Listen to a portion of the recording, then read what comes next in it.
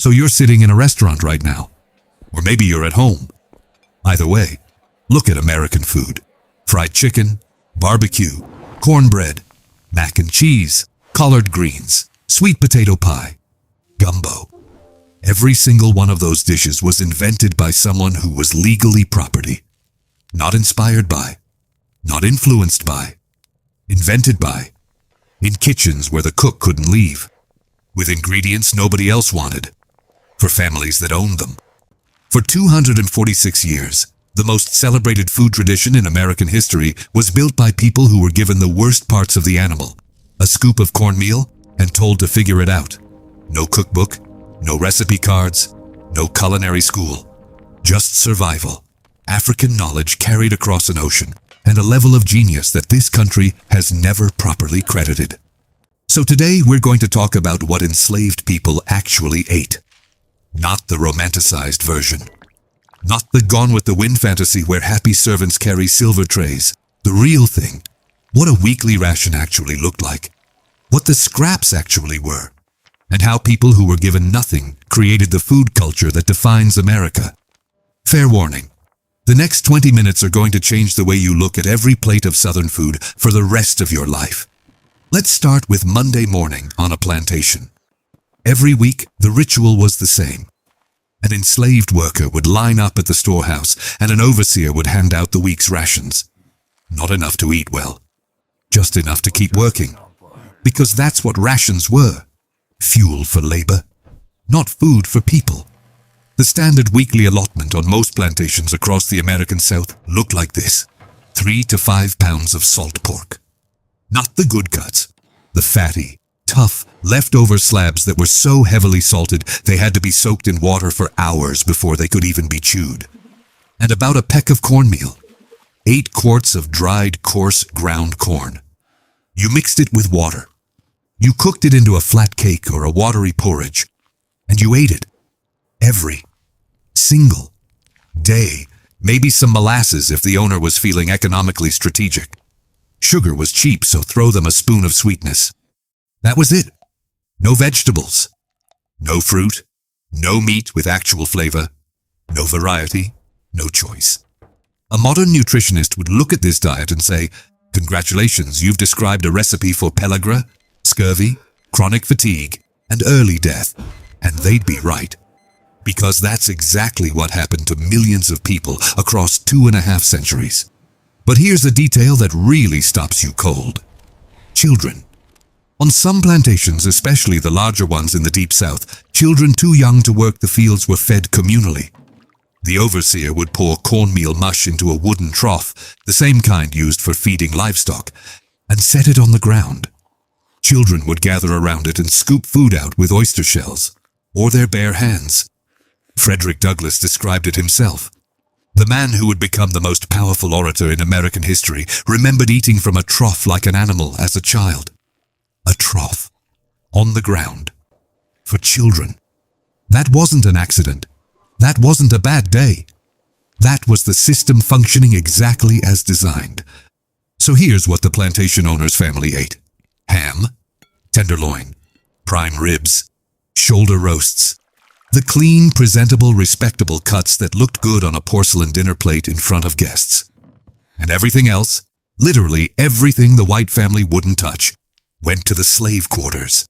Pig feet, pig ears, pig snout, pig tail, intestines, known as chitterlings or chitlins, hog maw, the stomach, neck bones, oxtails, chicken gizzards, chicken feet, the head, the organs, skin, fat, and gristle. If you looked at a whole pig and asked, what parts would a person throw in the garbage? That's dinner. And here's the part of the story that nobody expected, including the plantation owners. Enslaved cooks didn't just eat these scraps. They transformed them into some of the most celebrated food in American history. Chitlins, cleaned meticulously for hours. And we mean hours because if you don't clean chitlins properly, you'll know. Then boiled, seasoned with vinegar and hot pepper, sometimes fried. Today they're served at holiday tables across Black America. A Christmas tradition in many families. Pig feet? slow braised or pickled until the collagen breaks down into rich, sticky tenderness. Still served in soul food restaurants from Harlem to Houston. Neck bones, stewed low and slow in a pot with onions and whatever vegetables were available, simmered until the meat fell apart into a gravy so thick you could stand a spoon in it. Oxtails, braised for hours with root vegetables until they became the most tender, flavorful bite of beef you've ever had. Today, oxtail stew sells for $30 a plate in cities around the world. $30. For what was once considered garbage. This wasn't just cooking. This was alchemy. This was people saying, "Give us your worst and watch what we do with it." Every plate was an act of cultural defiance that nobody at the big house table understood. Here's something most history classes skip entirely. When the 5 million Africans were kidnapped and put on slave ships, they didn't arrive in America with nothing. European slave traders stole their freedom, their names, their families, and their land. But there was one thing they couldn't steal: knowledge. West African civilizations had been farming for thousands of years. Sophisticated agriculture, crop rotation, irrigation. While medieval Europe was still fumbling with basic sanitation, West African farmers were cultivating rice in complex tidal systems, growing dozens of vegetable varieties, and developing cooking techniques that would survive the Middle Passage and reshape an entire continent's food culture. And here's where the story gets infuriating. Carolina plantation owners specifically hunted for enslaved Africans from the Senegambia and Sierra Leone regions. Why? Because those people knew how to grow rice. The plantation owners didn't. They had the land, but not the knowledge. So they bought the people who had the knowledge, forced them to use it, took the profits, and then pretended they built the industry themselves. Rice became one of the most profitable crops in colonial America. It made plantation owners in South Carolina and Georgia obscenely wealthy, and every grain of it was grown using West African techniques by West African hands without West African consent. But it wasn't just rice. Okra crossed the Atlantic in the slave ships. Some historians believe enslaved Africans braided seeds into their hair before the journey, their last desperate act of preserving something from home. The word gumbo comes from the Bantu word kidingombo. It literally means okra. Gumbo, one of America's most iconic dishes, is named after an African vegetable preserved by enslaved African people. Black-eyed peas, brought from West Africa. Today, millions of Americans eat them on New Year's Day for good luck, a tradition with direct roots in Yoruba and other West African spiritual practices. Most people have no idea. Watermelon, domesticated in Africa thousands of years ago. Enslaved families grew it in their tiny garden plots. It was one of the few things they could grow purely for their own joy. When people talk about Southern food being a white tradition, they're not just wrong. They're accidentally erasing the most important culinary migration in human history.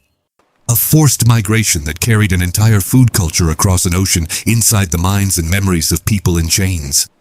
Rations weren't enough. Everyone knew it. The plantation owners knew it. The overseers knew it. The enslaved people definitely knew it. So on most plantations, enslaved families were allowed small garden patches near their cabins. Not out of kindness, out of economics. Every sweet potato an enslaved person grew for themselves was one the owner didn't have to provide. Compassion had nothing to do with it. But those tiny plots of land became something the system never intended. They became the laboratory where American food was invented. In those patches, sometimes just a few square yards, families grew collard greens, turnip greens, sweet potatoes, black-eyed peas, okra, peppers, and herbs. They also raised chickens when allowed. They fished in streams after hours. And at night, after 16-hour days of forced labor, they went into the woods to hunt rabbit, possum, and squirrel. At night, after working all day, because their children needed more than cornmeal to survive. And with those ingredients, garden vegetables, hunted game, the scraps from the master's table, and African techniques passed through generations of memory, they built a cuisine from almost nothing. Collard greens, slow cooked with smoked pork, became a staple. The liquid left in the pot, The pot liquor was so nutritious that mothers would make their children drink it like medicine. And it was folk nutrition before anyone had a word for vitamins. And then there's fried chicken. An enslaved woman named Abby Fisher would later become one of the first African Americans to publish a cookbook in 1881 after emancipation. But the fried chicken technique she documented had been perfected by enslaved cooks across generations, seasoned with pepper, salt, and whatever spices were available, dredged in flour, fried in rendered lard in cast iron skillets until golden and crackling. In the 1700s and 1800s, enslaved women at train stations and crossroads in Virginia and Maryland sold fried chicken to passing travelers. One of the first fast food businesses in America was run by enslaved black women. Let me say that again. The American fast food industry started with enslaved women selling fried chicken by the roadside, and their names were never recorded. Now here's the contradiction that should make your head hurt. The same person classified by law as property, legally equivalent to a table or a horse, was the one trusted to cook every single meal the plantation owner's family ate. Every single meal. Think about that for a moment. You enslave a person. You deny them freedom, family, education, name, and basic dignity, and then you hand them a knife and say, "Please prepare dinner for my children." The big house kitchen was run entirely by enslaved cooks. And these weren't amateurs following written recipes. Teaching an enslaved person to read was a crime in most southern states. Every dish was made from memory. Seasoning measured by palm. Temperature judged by hovering a hand over the flame. Timing counted in heartbeats. And the food? The food was legendary. A man named Hercules, enslaved by George Washington himself, was considered one of the finest chefs in America during the 1790s. Washington's dinner guests raved about his meals. His cuisine was served at presidential events. He ran a kitchen staff with military precision and was known for his impeccable appearance. Tall hat, pristine apron, total command. Hercules was so skilled that he was Washington's most valuable asset. Not person, asset. And when Washington moved the presidential household from Philadelphia back to Virginia to avoid a Pennsylvania law that would grant Hercules his freedom, Hercules eventually escaped. He disappeared on Washington's birthday in 1797. And he never came back. The greatest chef in America ran from the man who owned him, and Washington spent years trying to get him back. Not because he missed Hercules the human being, because he missed the food. That tells you everything you need to know about American history's relationship with black culinary genius. There was one day a week when the rhythm changed. Sunday. On most plantations, Sunday was the closest thing to rest that enslaved people ever got. Many plantation owners, especially in the deeply religious South, allowed partial or full Sundays off. Some required church attendance. But after worship, the afternoon belonged to the community, and the community gathered around food. Whatever each family had saved, grown, caught, or conjured from scraps during the week came together on Sunday. A shared pot of stew. Cornbread baked on the flat blade of a hoe over open coals. That's where the word hoe cake comes from, and it's still on restaurant menus today. A plate of beans and rice seasoned with whatever herbs the garden provided. These meals were church after church.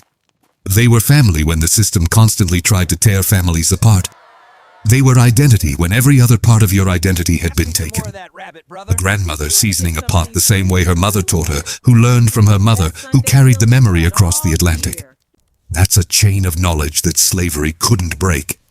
The recipes survived because the women refused to let them die.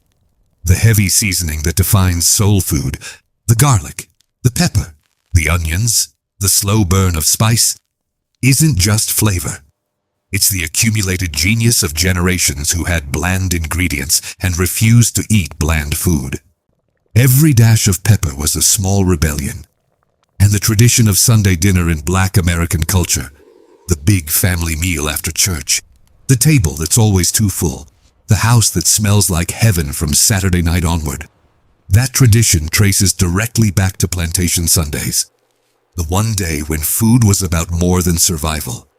That tradition made it through slavery, through Jim Crow, through the Great Migration, through poverty and discrimination, and 100 years of being told to sit at a different counter. It survived everything, because it was never about the food. It was about being human when the world said you weren't. Here's a chapter that plantation owners definitely did not want written. Food wasn't just comfort. Food was power. And sometimes, food was a weapon. Throughout the entire history of American slavery, one quiet fear haunted every slaveholding family. The person cooking their meals could kill them, and they knew it. There are documented cases across every slaveholding state of enslaved cooks using poison. Roots, herbs, and plant knowledge brought from African botanical traditions against their enslavers. It wasn't common, but it happened enough to terrify the entire planter class. In 1755, a woman known only as Kate was accused of poisoning her enslaver's family in Virginia. In 1751, South Carolina passed a law making it a crime punishable by death for any enslaved person to administer medicine or poison to a white person. The fact that they needed to pass a specific law tells you how real the fear was. Imagine it. You brutalize someone your entire life, and then you sit down and eat what they cooked for you. Every meal required a terrifying level of trust in someone you'd given zero reason to trust you. But poison was the extreme. Everyday food resistance was quieter and far more common. Stealing food, an extra egg, a hidden piece of meat, extra flour tucked away. And here's the moral question enslaved people answered for themselves. How can you steal from someone who stole everything from you? Your body, your name, your children. An extra sweet potato from the garden isn't theft. It's interest on a debt that can never be repaid. Some enslaved people used food to build something even more remarkable. Tiny underground economies. Selling fried chicken, cakes, garden vegetables at Sunday markets or roadsides when allowed. Saving pennies for years, sometimes decades. And occasionally, just occasionally, accumulating enough money to purchase their own freedom. Freedom. Bought with fried chicken money. If that doesn't capture the entire absurd, heartbreaking, extraordinary story of black resistance in America, nothing does. So where did all this food end up? Look down. Barbecue? The slow smoking technique over indirect heat that the whole world associates with America? Enslaved pitmasters invented it. They spent days, literally days, tending fires, managing smoke, turning meat. Every regional barbecue style in the country traces back to black cooking traditions. Carolina vinegar sauce, Memphis dry rub, Texas brisket, all of it. Fried chicken, we've covered this. Seasoned, coated, fried to perfection by black cooks. The Colonel didn't invent anything. He franchised something that enslaved women had been selling from roadside baskets 100 years before he was born. Gumbo. West African okra meets French roux technique meets Native American sassafras, all combined in the kitchens of enslaved cooks in Louisiana. Three cultures forced together by history, fused into a single perfect bowl by a cook who probably couldn't tell you her last name because she didn't legally have one. Mac and cheese, the baked, creamy, golden-crusted version that Americans love. An enslaved chef named James Hemings learned French cooking techniques in Paris, brought them back to Virginia, and adapted them. His enslaver, a man who wrote that all men are created equal, hosted dinner parties where Hemings's mac and cheese was the star. The guests praised the host. Nobody mentioned the cook. Cornbread, born from bare survival rations. Cornmeal mixed with water, baked or fried over open flame. Refined over 200 years into dozens of regional varieties. Sweet, savory, skillet fried, buttered. Sweet potato pie. Black-eyed peas and rice. Red beans and rice. Hoppin' John. Hush puppies. Peach cobbler. Banana pudding. Biscuits and gravy. All of it, created by enslaved black cooks. Perfected through generations. Adopted by white America. Published under someone else's name. The entire tradition of soul food is literally the food of enslaved people. The name tells you everything. Soul food, made with soul. Because soul was the one ingredient they were never short of. Today, Southern cooking is a multi-billion-dollar industry. Celebrity chefs build empires on it. Restaurant chains franchise it coast to coast. Cooking shows celebrate it. Entire tourism economies depend on it. And most Americans eat these foods every single week without knowing who created them. Without thinking for 1 second about whose hands first mixed the batter, turned the chicken, stirred the pot, and never got a dime or a thank you in return. 246 years, 12.5 million people. And in all that time, through rations designed for survival and scraps meant for the trash and gardens tended by moonlight, enslaved African Americans did something that no textbook has ever properly acknowledged. They didn't just survive. They created. They carried African seeds across an ocean in their memory. They took the worst parts of the animal and made them the best dishes on the table. They turned cornmeal and water into a tradition that outlasted the system that tried to break them. They built Sunday around faith and family and food, and that tradition is still alive in millions of homes right now. Today, this Sunday, they invented American cooking. Not a part of it, not a contribution, the foundation, the origin, the source code, and the textbooks that reduced 246 years of slavery to 2 paragraphs. They also reduced the greatest food story in American history to 0 paragraphs. The cooks were erased. The recipes were stolen. The credit went to the people who owned the kitchen, not the people who actually worked in it. But the food survived. It survived slavery. It survived emancipation. It survived Jim Crow and segregation and redlining and everything else. Because food is memory, and some memories are too strong to kill. So the next time you sit down to fried chicken or cornbread or barbecue or gumbo or sweet potato pie, remember the hands that created it. Hands that were never free. Hands that were never paid. Hands that were never thanked. And remember what those hands made anyway. Something extraordinary. From nothing. Every single time.